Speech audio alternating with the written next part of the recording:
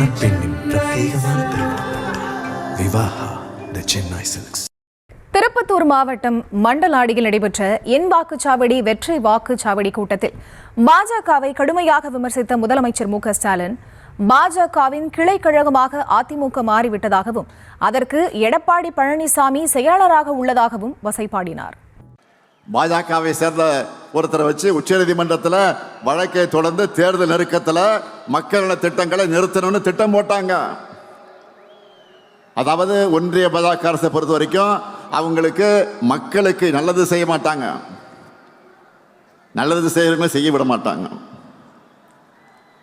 தமிழ்நாட்டு மகளிருக்காக நான் கொடுத்த உறுதிமொழிதான் உரிமை தொகை. அதுக்கு தடை போட நான் விட்டுருவேனா?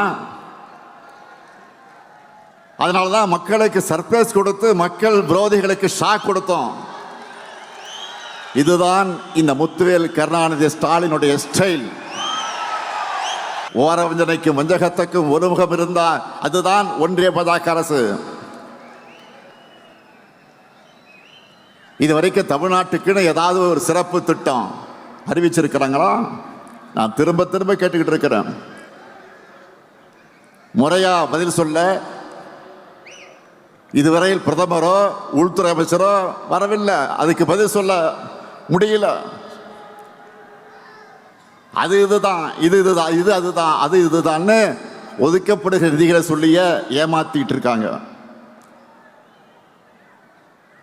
பாஜக தலைமையில் இருந்தும் இதுக்கு பதில் வரல. பாஜகவின் கிளை செயலாளராக இருக்கிறார் பழனிசாமி. பாஜக கிளை கழகம் ஆயிடுச்சு. இப்போ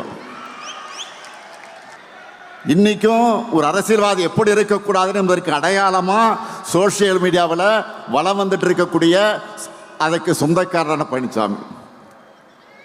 பழனிசாமி அவர்களே, மாண்புமிகு பழனிசாமி அவர்களே, தவழ்ந்து ஊழல் குற்றவாளியான அம்மையார் சசிகலா காலில் விழுந்து பதவியை பெற்று அவருடைய காலை வாரி விட்டுட்டு நீ பதவி கொடுத்தியான மரியாதை இல்லாம உரிமையில கேட்டீங்களா? இல்லைன்னு மறுக்க முடியுமா? சட்டம் ஒழுங்கு பற்றி பேசுவதற்கு உங்களுக்கு தார்மீக உரிமையாவது இருக்கா? உங்க கட்சியினுடைய உண்மையான பொதுச் செயலாளராக இருந்த அம்மையார் ஜெயலலிதா அவர்களுடைய கொடநாடு பங்களாவில் நடந்த கொள்ளை, அதை தொடர்ந்து நடந்த மர்ம மரணங்கள், இதையெல்லாம் மறக்கடிச்சுட்டு நினைச்சிட்டு இருக்கீங்களா?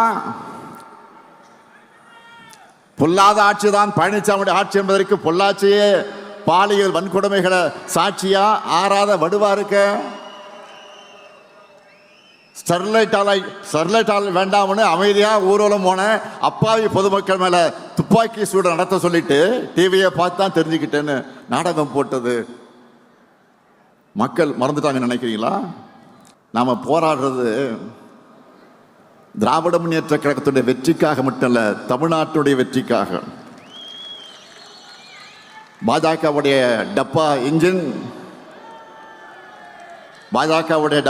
முன்னாடி நம்முடைய திராவிட மாடல் சூப்பர் ஃபாஸ்ட் என்ஜின் ஒருபோதும் தலைகுனியாது. இந்த உறுதியை தமிழ்நாட்டில் இருக்கக்கூடிய ஒவ்வொரு வீட்டுக்கும் ஒவ்வொரு வாக்காளருக்கும் ஏற்படுத்த வேண்டியது உங்களுடைய பணி. மணப்பெண்ணின் பிரத்யேகமான திருமணம் விவாஹா தி சென்னை சில்க்ஸ்.